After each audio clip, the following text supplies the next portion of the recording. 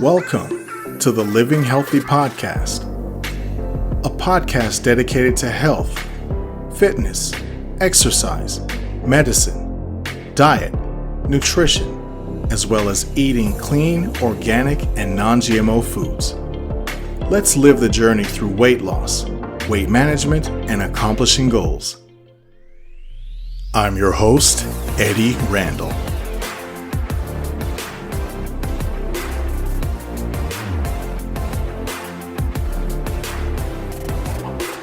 Thank you for tuning in to Season 3, Episode 10 of the Living Healthy Podcast. Your continued listening and your continued support are greatly appreciated. Please feel free to check out the latest merchandise at the Living Healthy Podcast store. The link is in the description of the podcast. The element of self-care actually started back in the 1950s, but it's really gained a significant amount of traction in the last 15 years or so. It has taken off steadily, and as more people around the world decide to live healthier lifestyles through diet and exercise, this can only result in living longer lives, or at least healthier lives. I decided to cover this topic because sometimes we are so focused on caring for our family and friends that we overlook our own care. Tonight I will be covering self-care and the things we can do to promote self-health, self-care, and longer, meaningful, and fulfilling lives. Tonight's podcast is entitled The Importance of Self-Care, Techniques and Planning That Will Improve Your Health and Life. Sleep is a vital element of self-care. Our body recharges and rejuvenates itself while we sleep. Our muscles, brain, lungs, and other parts need rest and relaxation. In addition, the body repairs itself, which includes killing off cancer cells. Don't get me wrong, your body is constantly fighting off things and maintaining order, but at night when we sleep is when a lot of these processes are working on repair and maintenance. A good night's sleep is something we often take for granted, but getting restful, deep, undisturbed sleep is not only beneficial, but it feels really good. You don't have to have the most expensive bed or 1,000 thread count sheets. Sleeping on clean sheets after a warm bath or shower is one of the simplest and greatest pleasures in life. Adding room darkening blinds and or curtains can help you get the best sleep as possible. Even with our eyes closed, God designed our brains in a way that our eyes will still react with the amount of light in the room. Melatonin is naturally produced when we sleep, and the amount of light that comes into the room while we sleep affects our circadian rhythm. The circadian rhythm is the process of how our body reacts to light. Light prepares our body to wake up and to move, and the darkness encourages our brain to sleep and relax. This is why it's important to not have any light on at night if possible. This includes the blue light that is emitted by our cell phones. It's encouraged to ditch the cell phone and night light at night in lieu of getting a good night's sleep. Room temperature is also a significant factor for getting a good restful sleep. Surprisingly, 60 to 67 degrees Fahrenheit is the ideal temperature for the best sleep. That sounds pretty cold to me, but science states that it is the optimal temperature for restful sleep. When we get ready for bed, our body temperature normally and naturally drops in preparation for sleep. When we wake up in the morning, our body temperature starts to increase to prepare our body for the day. Body temperature actually begins to increase about 2 hours before we wake up. Melatonin, which is a hormone responsible for sleep, increases in the body as the temperature drops.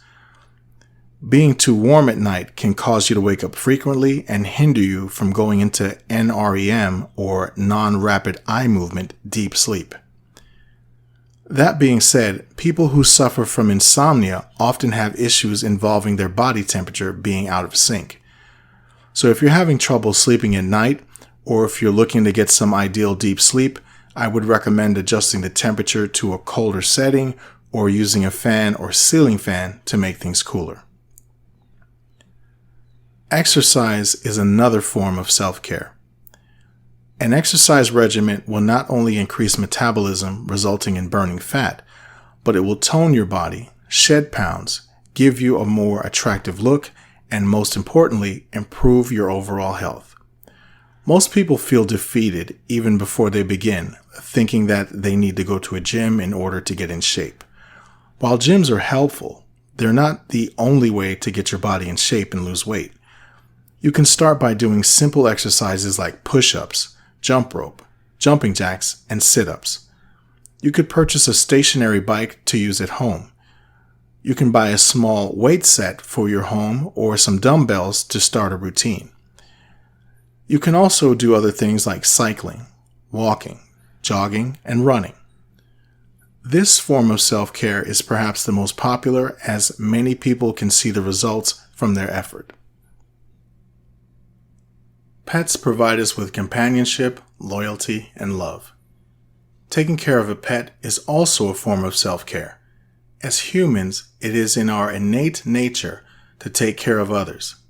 Taking care of a pet is motivation, and it gives us fulfillment to nurture and to love and to care for someone other than ourselves. Pets, in particular dogs, want nothing more than to enjoy life, remain loyal, and to love unconditionally. The joy that animals bring hold a special place in the human heart. This is why many hospitals and hospice facilities offer therapy dogs to help people who are sick and lonely. The compassion, warmth, and kindness that these dogs exhibit help people to smile, feel a little better, and take their minds off their illness, even if it's just for a short while. Dogs and cats are the best type of pets to have, although dogs are a little more friendly. These pets assimilate into our families and become loving family members. They literally rely on us for everything and want nothing more than to love us. About 10 years ago or so, I was reading an article about a woman who was depressed and she was going to commit suicide. I don't remember all the details, but I think she was on her bathroom floor crying, and her dog came in the bathroom and sat down next to her. She looked at her dog and she thought if she was gone, then who was going to feed it? I believe that was God's way of speaking to her. Needless to say, her dog and the other pets that she had were the motivation that she needed to seek treatment. Caring for a pet is a simple part of self-care. Nurturing a pet and helping it to grow while showering it with love and kindness is a win-win situation for you and your pet. The return for us in regard to self-care is that caring for a pet prevents social isolation, reduces anxiety, and depression.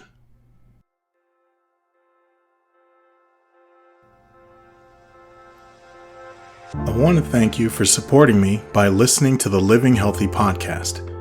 My podcast is listed on many platforms, including Anchor, Amazon Music, Apple Podcasts, Google Podcasts, iHeartRadio, and many, many others.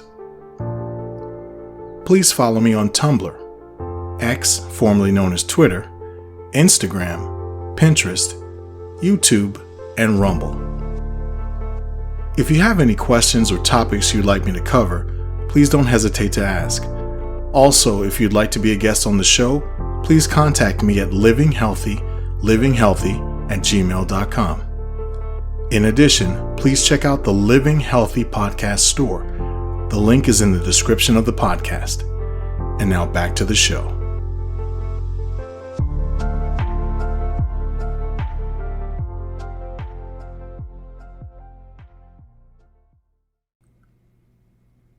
It should go without saying, but a well-planned diet is a huge part of self-care. A diet low in sodium is optimal. Eating too much salt allows your body to retain water, which results in high blood pressure.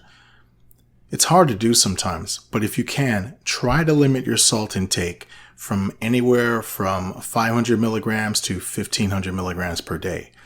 500 milligrams is about 1/10 of a teaspoon, and 1500 milligrams is about 2/3 of a teaspoon. You can also eat lots of lean meat like turkey, salmon, tilapia, and lean beef. The protein is ideal for muscle repair, muscle growth, and cellular functions. Leafy greens and fruits are great as well, as they're full of vitamins, antioxidants, and nutrients. The fiber content in fruits and vegetables make you feel full, so you eat less. They also contain a significant amount of water, which can help to flush the body of toxins. The difference with water retention from salt is that salt makes your body hold on to water. The body does this as a way of helping to dilute the excess salt. That being said, drinking plenty of water will help to flush the kidneys, bladder, ureters, and urethra. This also results in hydration and healthy skin, all while ridding the body of impurities. Limiting sugary drinks and foods are also ideal, as this is where a lot of unwanted calories develop into pounds. I recommend 25 grams a day of sugar for women and 35 grams a day for men. 25 grams a day is about 3/4 of a can of soda, and 35 grams is a whole can of soda. Calories a day for women can range anywhere from 1,500 to 2,000, and for men, 1,800 to 2,200 calories per day. Now, all this also depends on your health, your age, and whether or not you're trying to lose weight. But most importantly, before you start any diet, it's a great idea to first consult your doctor. Strengthening your mind is another key element of self-care. Sharpening your mind not only allows you to understand more, it also improves intelligence, cognition, and can help prevent dementia. Things that you can do to strengthen your mind include reading, learning a new language, solving math problems, doing a word find puzzle, as well as doing crossword puzzles. Anything that can stimulate the mind improves the connections in our brains and makes us smarter. Setting and planning goals, whether they are short, small, long-term, or large, are obstacles that we all struggle with. Setting goals, planning, and completing them are some of the most satisfying and fulfilling things that we can do. We develop character and self-esteem as we plan and stick to it. Accomplishing goals is rewarding and makes us feel incredible. Sometimes unexpected expenses or life events happen that derail or curtail some of our goals. However, the biggest thing we can do to make our goals reality is to write them down. It's one thing to want something or to say that you will do something, but if you don't act on it, how will it ever come to fruition? A goal can be anything, like an amount of money that you like to have saved or an amount of weight you want to lose. The first step of acting on any goal is to simply write it down. Seeing it on paper is powerful. It allows you to realize that your goal is tangible and it can be accomplished. The next step is to plan your goal. You can set an amount of time or an allocation of resources or steps to accomplish your goal. Writing down your progress can also help you to keep track of it in every step of the way until it has been done. It might sound silly to talk about something that may seem a bit trivial, especially when we've become adults and have accomplished things already in life. But the practice of accomplishing goals, no matter how small, can be troublesome for some. So writing them out and planning them is a tool that you can add to your arsenal that will undoubtedly help in the long run. Setting and planning goals lead to achieving them as long as we stick to the game plan. The accomplishment builds character, fortitude, and self-confidence. These are 3 things that help to develop a sound person, which is a part of self-care. Practicing good hygiene should go without saying.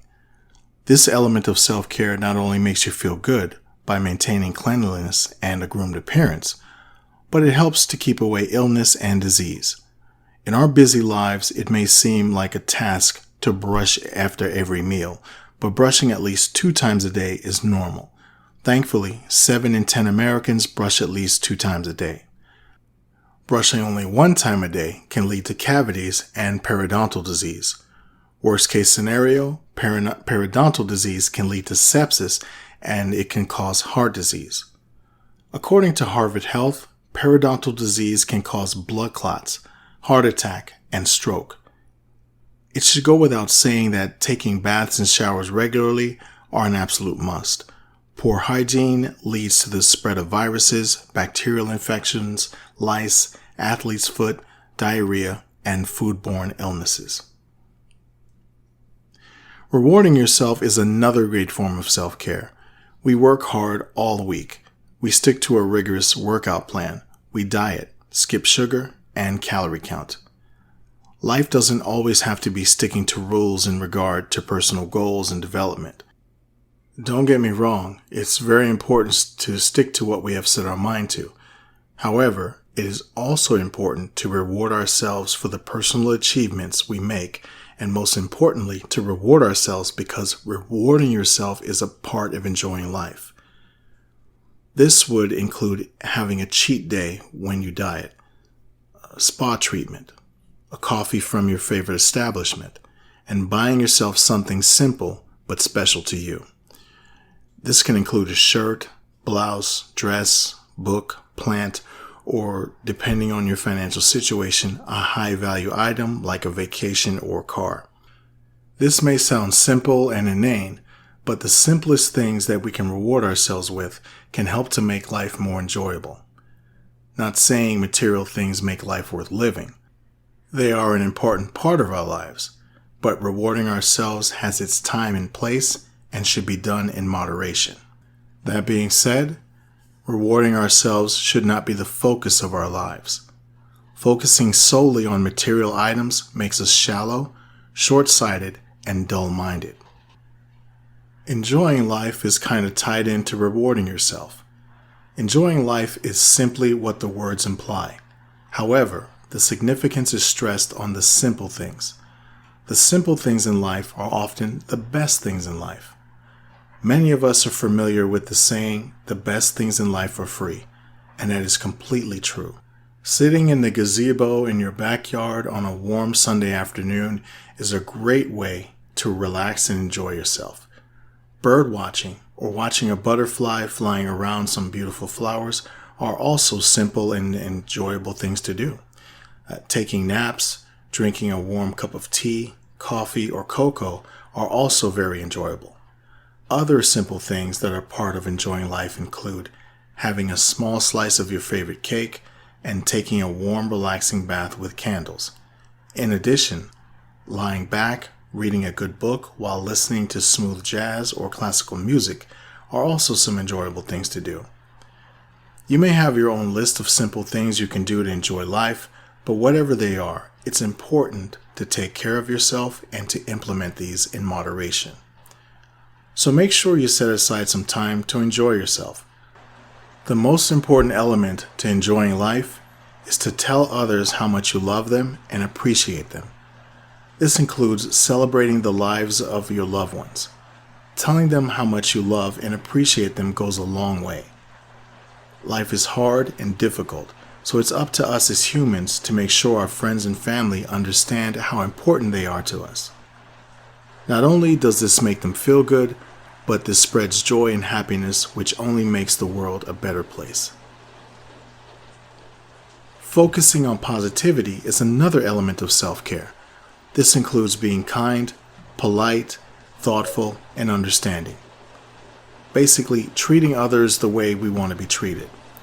Demonstrating respect and compassion for other people not only makes everyone feel good, it also helps us to develop our character. A positive attitude and outlook on life will make us more desirable to be around, as this type of attitude will attract like-minded people. It's important to surround yourself with positive, selfless people, as this reduces stress for everyone, including yourself. This is also a great way to boost and improve mental health. Also, a positive attitude is one thing that can help us to make the best out of life regardless of the situation. A positive attitude is one of the best things that you can focus on that will give you the most happiness. A good outlook on life or positive attitude is one thing that is encompassed in literally everything that we do in life. A person can be poor and barely get by. In comparison, a multimillionaire can have everything. The person in poverty could be happy and content based on their attitude. The person with everything can be distasteful or a braggart. They could be living a miserable life, thinking that their money makes them better than other people. Or they could be constantly at odds, worrying about their money and trying not to lose it with investments and so forth. We all have our doubts and worries in life. It's simply a part of being human. However, a positive attitude gives us the best opportunity to take on life's ups and downs. A positive attitude should be a focal point when we plan anything that we wish to accomplish in life. Many people defeat themselves before they even begin to set a goal or to try to accomplish something because they're so pessimistic and they give up instead of focusing on trying. Many of the things I've mentioned may seem to go without saying, as we should have the wherewithal to move forward intrinsically in regard to self-care. Self-care needs to be mentioned. As I had stated earlier, many of us focus on caring for family and friends, and we leave little time for ourselves. In addition, mental health will substantially improve if we put an emphasis on taking care of ourselves. After all, we can't take care of our loved ones if we can't take care of ourselves. That's going to do it for episode 10, season 3 of the Living Healthy podcast. I hope you found this podcast informative, beneficial, and I hope that I've motivated you to make the decision that you'd like to make. Thank you for your support. Thank you for listening, and I'll see you next time.